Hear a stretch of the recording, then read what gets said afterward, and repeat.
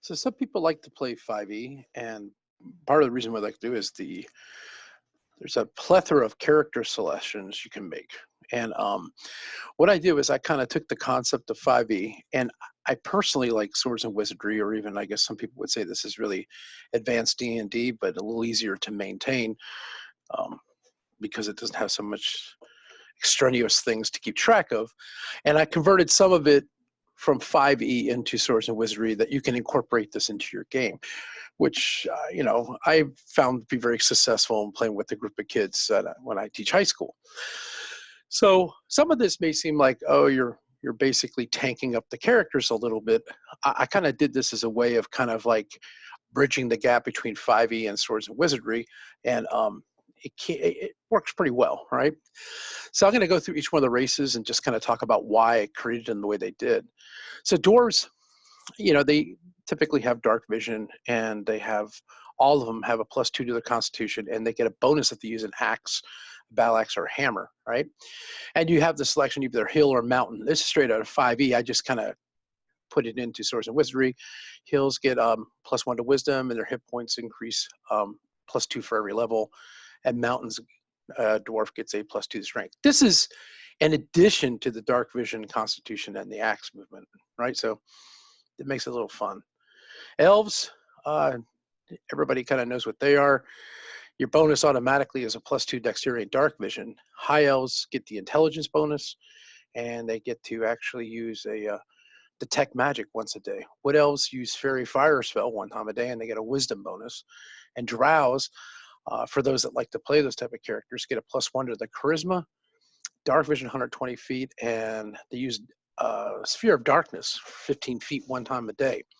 The other thing they could do is when it's fighting in full sunlight, they get a disadvantage. And I know it don't really use disadvantage, that term, in Swords and Wizardry. I just say it's a -3 to their fighting ability. So when you're underground, they're great to have. Above ground, yeah. Halflings, I love the idea that they had a lucky roll, and they get a bonus to their dexterity. So anytime you roll 1, you can re-roll. I love that. Then the Lightfoot, if you're using the dexterity roll system where it's 46 under your dexterity score, they can use this every time to make sure they're not seen in the rest of battle. If you don't know what the 46 under dex means, you can look at one of my other videos. I explained that concept of doing skill checks. Stouts, on the other hand, they get a +1 to constitution, a +5 towards their saving throw versus poison. Okay. Dragonborns, they're big and mighty, +2 to strength, +1 to charisma, and they do get a breath weapon. It does 3d6 twice a day. All right. And the resistance to the type of breath weapon, they only get half damage. Let's say if it's fire, they only get half damage because of fire. I limit some of these characters, and the reason why I do that is because I think characters like Dragonborn, I know that's like one of these later adds in Dungeons and Dragons. It just seems kind of weird to have more than one. They should be an anomaly, but that's just my house rule. So in fact, all this is my house rule. You could take and choose what you want out of it. Gnomes are interesting characters. They're actually not in Swords and Wizardry, but if you want to put them in, I give them a +2 on their intelligence. They do get the dark vision, 60 feet. Force gets an increase of dexterity, and they get 2 little cool things. One of them is they create a minor illusion 1 time a day, or they can communicate with animals. If you roll a 12 on a d20, they can actually communicate with animals. And this is where the game master has to jump in and kind of decipher how much would a squirrel know about something you're asking it, right? Rock gnomes, on the other hand, they get a +1 to constitution.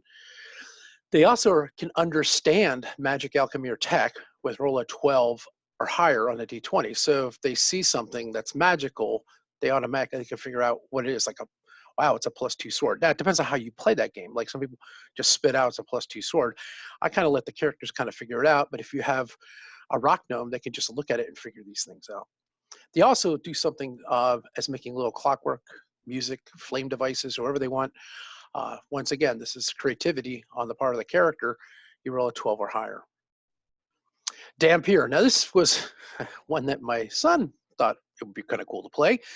So it gets certain things, +2 in constitution, dexterity, intelligence, dark vision. And every time it gets hit with anything having to do with necrotic damage, it only takes half damage. It doesn't work well in the sunlight. It's more of a nighttime character. And I like this feature. It senses anything undead within 60 feet. Of course, your mission would be to destroy it, right? It could charm. other creatures 1 time a day. And once again, this is a limited character. I mean, I guess you could do a whole bunch of them, but it kind of takes away the novelty of the character itself. Half elves, as you can see, they have a high charisma, intelligence, and dexterity. And I know that in 5e, like they're immune to sleep or there's something like that. I always think that the kind of like, I think that's too tanky. So it's just a +5 your saving throw if anybody tries to sleep or charm you. They do get the dark vision, and they can cast 1 sleep and 1 charm spell per day. So this is your basic roll above a 12 to be successful. And no roll of 1 penalty. So half-orc, okay, I like the half-orc. In fact, it's sort of an interesting character. It should be brutish and kind of intimidating, okay? So I changed the charisma, even though it's a -3 in charisma, which everyone says, oh, charisma should be your intimidation checks. I think of it, that's more of like a becomingness, I guess you might say, that really came out later on in D&D. I think it was in Arcane Knowledge or whatever. But they get a bonus on strength and constitution because they're so robust. But their charisma and their intelligence are a little lower. But if they rolled 18, 19, or 20, it's considered a critical hit. And I do critical hits different. Critical hit in Swords and Wizardry is just you get maximum damage. Okay, so I don't do double damage because it's so overkill for the game. The style of the game is there's lower hit points and stuff.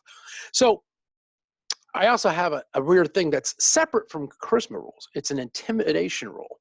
So if you see an enemy and you're a half-orc and you walk up to something, and if you decide you're going to try intimidation, like you roar, you get to roll a 1d20. If you roll above a 12, that enemy has a -5 on its rolls towards you from now on because you've intimidated to it.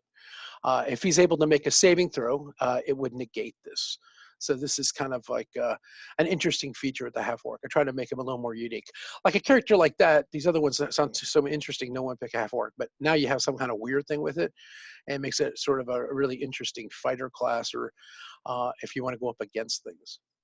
And AASIMAR, once more, I think this is straight sort of out of 5e. All right, so you got +2 charisma, dark vision, and resistance, half damage, necrotic, and radiant damage. You do get a light spell, all right, 3 times a day, and it lasts for an hour if you roll above a 12 on a d20. But if you fail it, you can try it again, but you can't try it again like for an hour or something. I kind of make, it doesn't negate your chance of trying it again. It does, so you have 3 different types. The protection gives a +1 wisdom. It can fly once a day for 30 minutes, speed of 30 feet. You have to have a 20-foot wingspan. And I really do make sure that people don't try to fly around in 10-foot hallways with a 20-foot wingspan. It doesn't really work. Scourge, it does the radiant blast, is 3d6 for the damage to enemies. But if it's an undead, it's 46 out to 50 feet, which is really cool. And they get a bonus to Constitution. And then the fallen variety, that's really neat.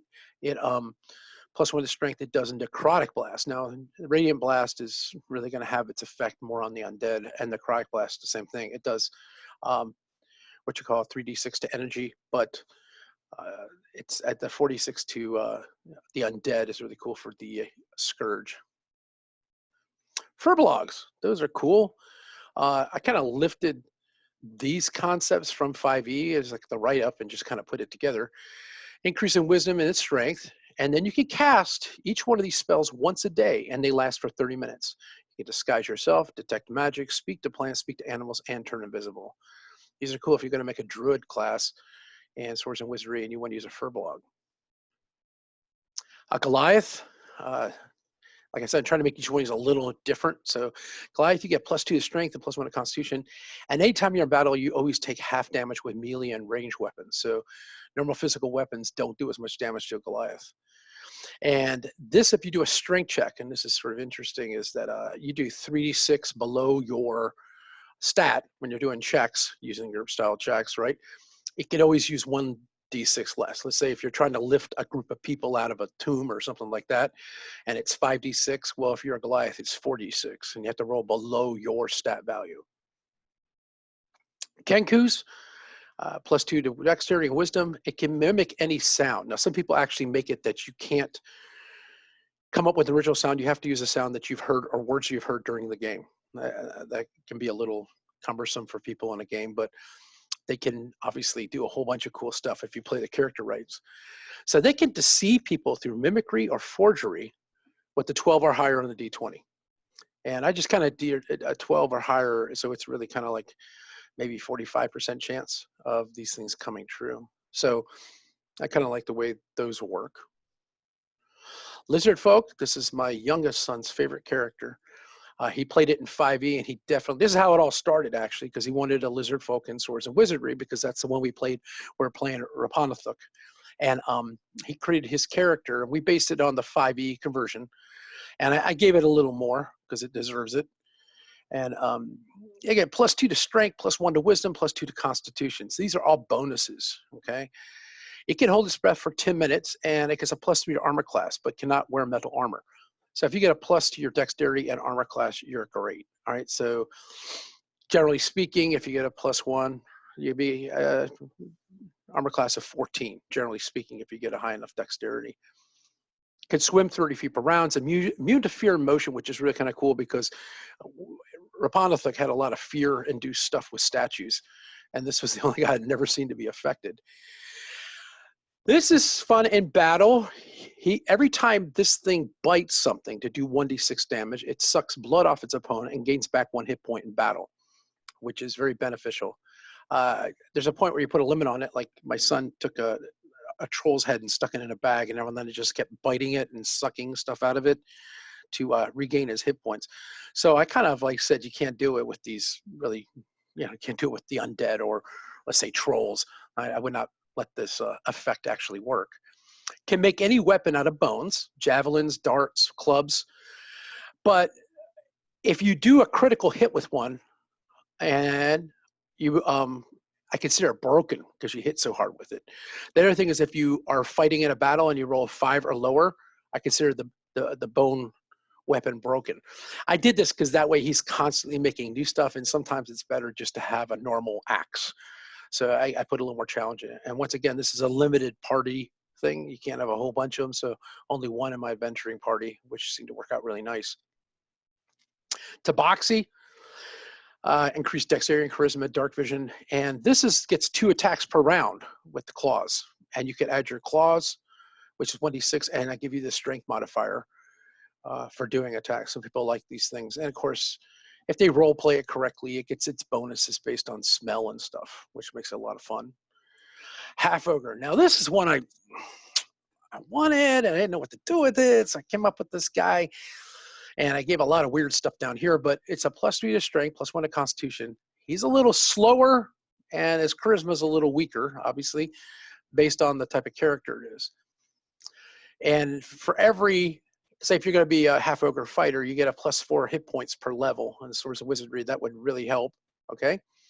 So you're large, you can use a bigger version of your weapon of your choice, which does an extra 1d6 worth of damage. So if you have an axe, let's say a battle axe, it's 1d8. And if you're using a great axe version of this in Swords and Wizardry, I would say it's 1d8 plus 1d6. Sounds like fun. In battle, you have the option to throw your opponent 20 feet doing 2d6 damage, which is kind of cool because my son actually played one of these one time. He actually threw an enemy into another enemy. So one suffered 2d6 damage and the other one took 2d6 damage. These guys can clear a room. Fun character to have because they got to think about the objects in the room and use them for fighting. It makes it a lot more fun. Obviously, it gets the 1 less d6 for a group style rule checking, and that has to do with the same thing with the Goliath. And you can only have one of these guys in each adventuring party. Next one is the Harakor. I can never say the name right, but unless you have a lot of outdoor adventuring, like wilderness adventuring, this is not a character you usually take inside a dungeon module because of one thing, the 20-foot wingspan. So it makes it a little harder for it to kind of go to its maximum. You can increase the dexterity and wisdom. And if you fly from above an attack, you get a +4 to your attack rolls. And once more, this is a limited character type thing because it's so unique. And the last one is human. If you're going to bump everybody up, no one would ever want to play a human. The only good thing about the human is you get a +1 to everything, and then you can pick an extra one to add a +1. Now, like I said, some people might not like any of these things, but they don't get the dark vision. They don't get all these little mods and stuff. The other bonus that people usually find out when they use humans is that they do get, You have to have at least one of these in the party for when you go into town. They do all the talking because everyone else is going to be sort of deficient on making most strongholds, at least in my game, or towns or whatever, is human based. Now I think dwarves and elves are passable, more half elf than elf, but humans are the ones that do most negotiation. So hopefully you found this fun and informative, and the link for doing this is going to be down below. You can go and check these things out. It's a click-through JavaScript thing, so you can actually look at this and share your characters and ask, hey, you're playing characters, you guys want to do any of these mods, and they can pick and determine what they want. Okay, well, hopefully you have fun with this, and you have an excellent day.